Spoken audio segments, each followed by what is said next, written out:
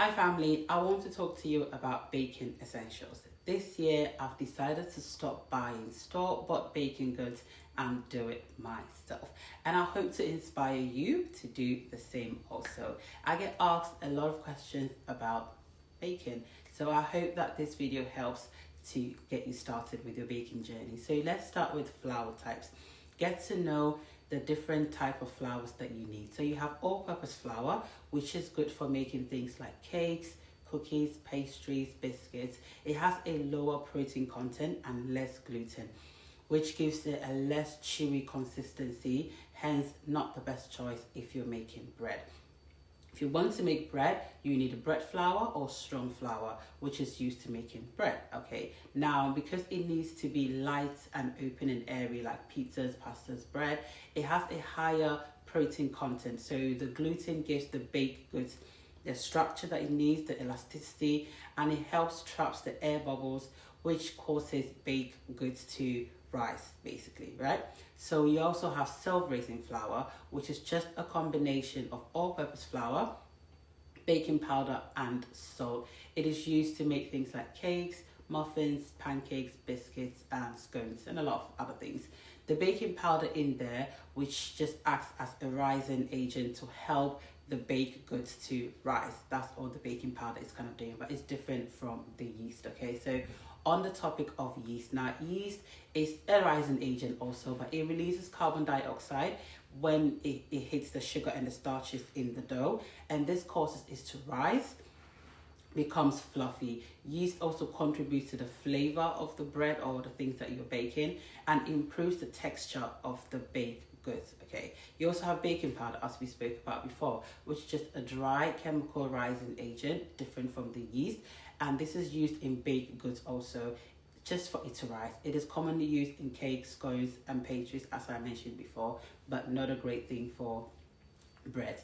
Now onto tools. You need a measuring cup, okay, to you can bake with the measuring cup, but then they are not very accurate, and I'll demonstrate this later for you. Most people already have this measuring cups, and it's fine to use, and they are inexpensive.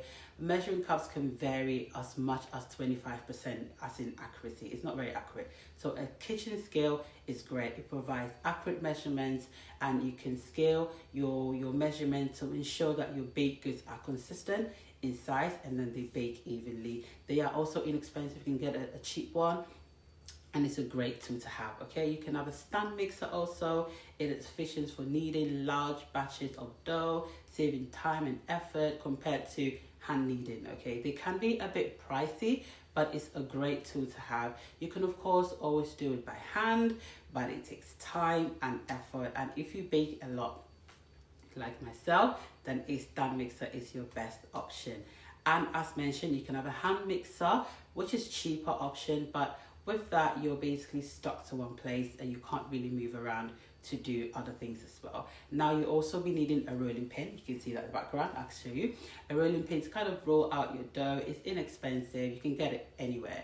You need a mixing bowl, big enough for your mixing. Ideally, a stainless steel one would be good to just mix things around. Some sort of dough cutter. I have got this dough cutter here, which is a plastic one. Now, I like a plastic one because I don't want to scratch my kitchen surface. There is a metal one also. It's very, very inexpensive, and you can just get this anywhere basically, and it gets the job done. You need some sort of whisk as well, just to whisk, or a brush to egg brush things, and a scraping spoon to like scrape everything. Now for baking things, for cakes, you can use these kind of baking tins,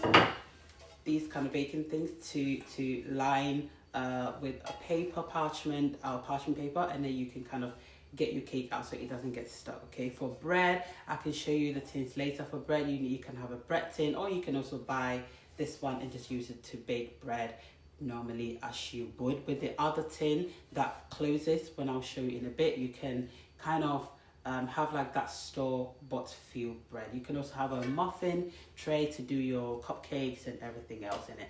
Now, I think this covers the basics of baking, and I hope that you find it helpful and useful. And do share this video, as it might also help somebody. I'm going to show you the other tins for bread making in case you also want that one as well. So I want to show you the bread tin. So this is one of the bread tins that I've got. It has a lid and it opens up like so. And when you put your dough in there, it kind of gives it that store bought vibe. You know, like it comes very boxed up and nice, and it doesn't have that puffy top. If you use this one for bread, that's what it's going to have. Okay. Now I did mention about cups being not very accurate, okay, and I want to show you what I mean, hence why you need a kitchen scale.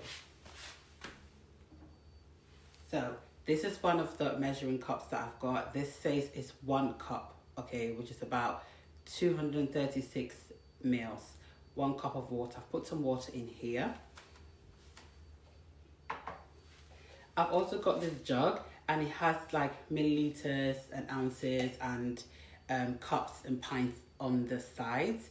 Now it says that 1 cup is meant to be here. I'm not sure if you can see it. 1 cup is here, okay, so I'm going to put 1 cup of this water in there to measure to see if it's the same.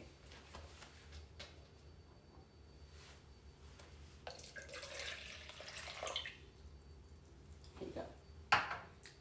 Let's see. So 1 cup is there, right, but the water is there.